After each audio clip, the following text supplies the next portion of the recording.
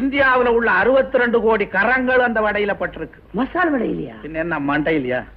மசால் வடை செய்யறதுக்கு என்னென்ன தேவை சொல்லு பாப்போம். மசால் வடை செய்யறதுக்கு முக்கியமா கடலைப்பருப்பு. அது எந்த மாகாணத்துல விளையுது? மகாராஷ்டிரா. துவரம் பருப்பு மத்திய மாகாணம். கடுகு கல்கட்டா.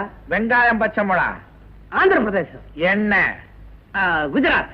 எரி கட்டை அது ஒரு மாகாணம். இருப்பு சட்டி ரூர்கெலா. அரிகரண்டி விலாய்.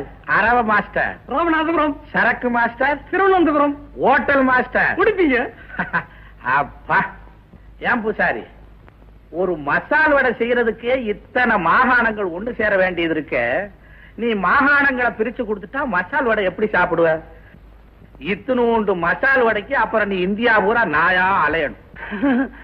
ஆகையினால பூசாரி, பிரிவினைங்கிறத நாட்டுல மாத்திரம் இல்ல, வீட்டுல கூட